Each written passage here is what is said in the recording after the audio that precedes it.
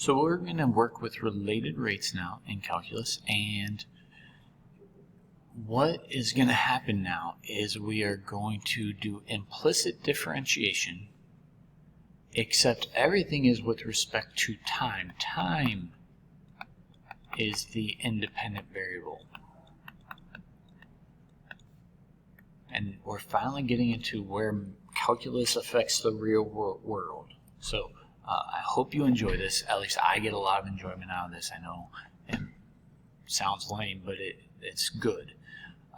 So for instance, we can talk about with a sphere, if you had a perfectly spherical balloon, you can find the rate at which the surface area is increasing, or if you're deflating a balloon, the rate that it's decreasing. And the relationship that is shared there is, you would say, well, the derivative of the left side, so dA with respect to time, would be equal to, remember, pi is a constant. Pi is always 3.14, so it is not the product rule. You just bring that 2 in front, so it's 8 pi r times dr dt. So notice that it's implicit differentiation, except no matter what, you're going to have, the variable dr dt or dA dt. And again, my same example is if we had a spherical balloon, we can figure out the rate that the volume is increasing based off of the rate that the radius is increasing. This is actually really neat because I don't know how many of you have really thought about the relationship between volume and surface area of a sphere. I'm going to write down what your answer is here because you bring that 3 in front and you're left with 4 pi r squared dr dt.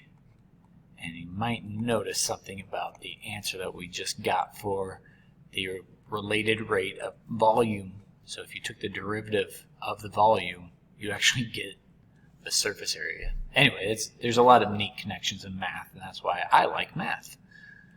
But anyway, let's continue. This next one may seem weird, but if you notice, it's the Pythagorean theorem, just written in a different way. And I would actually hesitate to even write the problem this way. Like, I would probably leave it as a squared, like a squared plus b squared equals c squared. And depending on the problem, if c is a constant, don't let that fool you, because if c is a constant, so let me just do it that way. It would be 2a dA dt plus 2b dB dt. If c is a constant, then that derivative will just be 0. And you can actually rewrite that one more time and divide all 3 pieces by 2. And you're looking at a dA dt plus b dB dt is equal to 0. So we'll use that when we need the Pythagorean theorem. Another thing I should mention is typically on the AP test, since I'm teaching to that, they'll give you certain formulas because there's enough to memorize already in calculus. So I'm confident that they would give you the surface area. They'll give you the volume because they don't expect you to memorize it. They will not give you the Pythagorean theorem. They expect you to know the Pythagorean theorem. Same thing with volume of a cylinder. Let me switch back to that. They will probably give you this formula because they don't expect you to have it memorized. But this time, if r is a constant, so if r is a constant here, so r is not changing, we're only changing the height. You can imagine a problem like this is if you had a can of soda, and the radius is not changing, but if you're filling in, so you have a pitcher of, soda, and you're pouring it in here, the radius is not changing, but the height is. So as you're pouring it in, maybe the height's right here for a while, and then you pour some more in, and then the height grows. So you can get the relationship from the connection between the height and the volume. So again, if r is a constant, then we don't have a product rule. You can just say dV dt is equal to, if r is constant, that's not changing at all, but the derivative of h is dh dt. Things like that. We can also talk about angles changing. And again, both of these are going to be variables that change. So if I asked you to do this, and the derivative of cosine is negative sine, I probably should have changed colors here, because I doubt if you had a problem like this one, they would probably expect you to memorize it. So anyway, where the derivative of cosine is negative sine of theta, and then make sure you do times d theta dt is equal to the derivative of 1, I might rewrite that as 1/15th x, because then you can see, well, the 1 over 15 is just a constant dx dt. Where would you see a problem like this? I'm trying to give you examples while we're doing this. This is sort of a weird problem the way they have it set up, because they don't typically do it this way. So maybe I'll give you a different example. And the one that I'm more familiar with is, let's say you're standing right here and you're, I don't know, 100 feet away from a rocket that's going up in the air. Well, if you're 100 feet, that distance is not going to change. But you can measure that the rate that the angle is changing based off of where the position is of the rocket at a certain time. So yeah.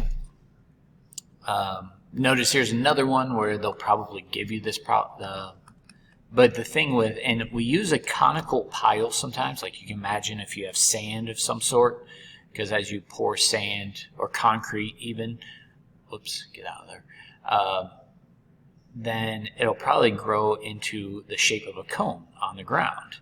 Well, as that cone grows, the radius will change, and so I hope my visual is helping you understand that the height will change and the radius will change.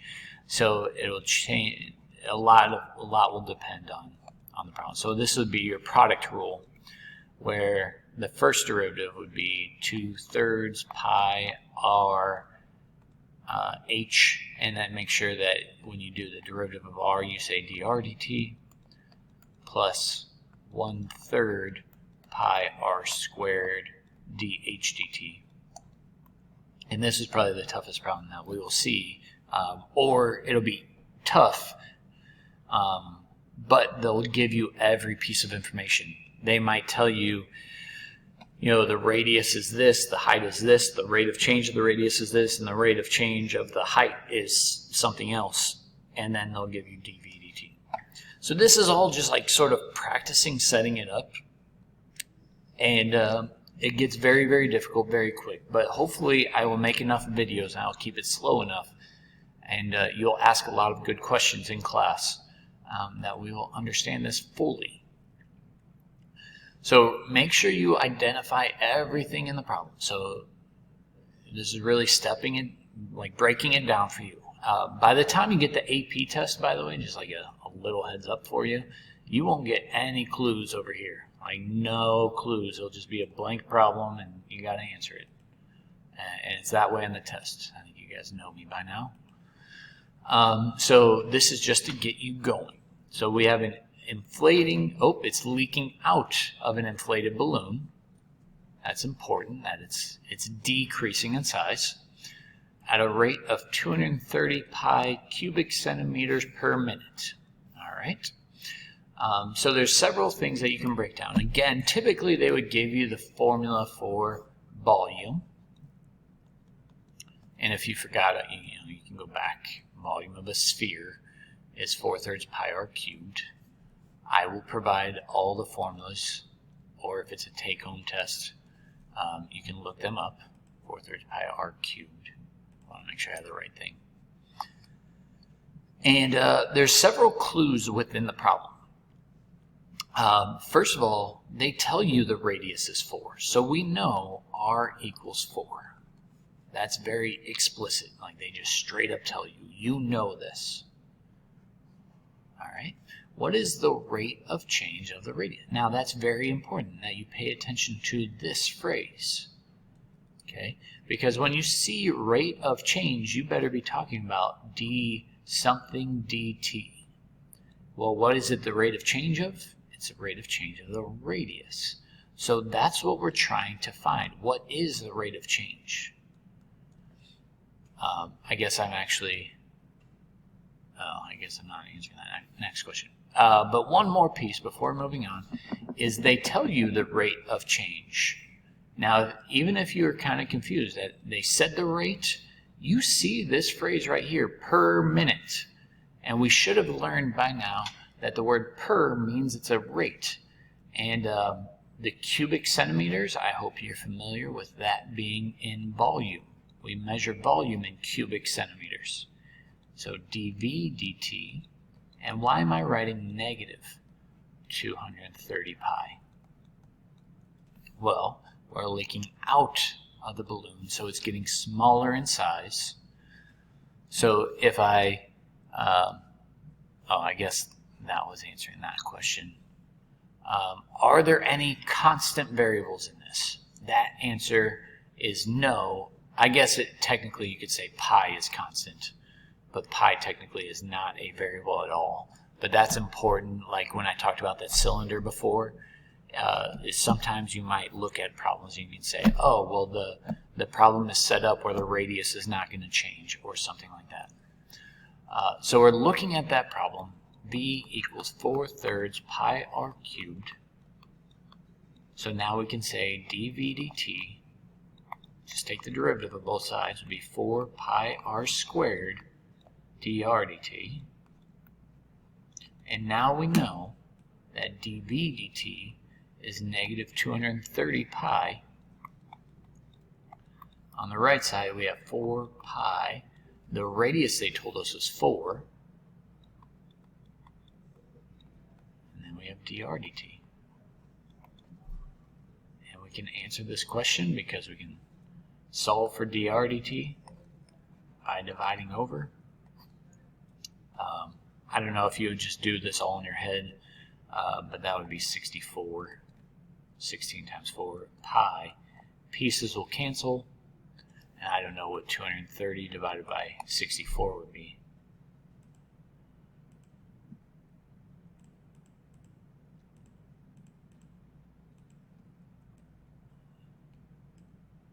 Now I'll just make it a fraction.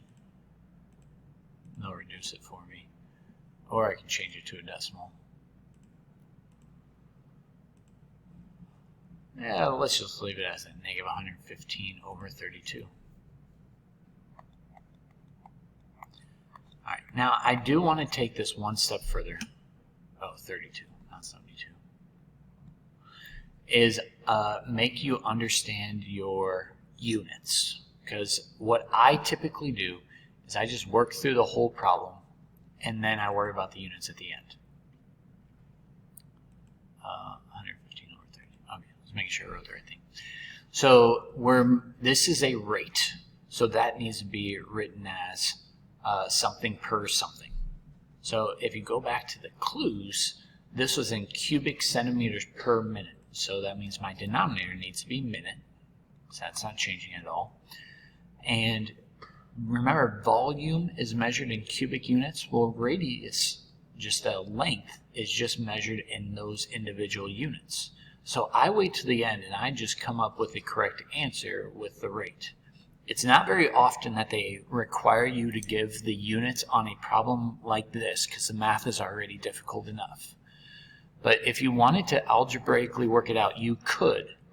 Because if you were to actually write out that this is negative 230 centimeters cubed per minute, and you wrote out that R is measured in centimeters, well, you would have to square centimeters as well, so you'd have to divide by centimeters squared on this side, and 2 of those centimeters would cancel out, and you're left with centimeters per minute. So a better math teacher would really emphasize those. I'm just explaining it to you. I highly doubt that your grade will change because of understanding units, though. So I'm at the end of my 10-minute or 15-minute window. Hopefully this made sense, and I have a lot more to cover. So if you're not understanding, you can rewatch it, or you can just be patient and see if you start to understand soon with the next video.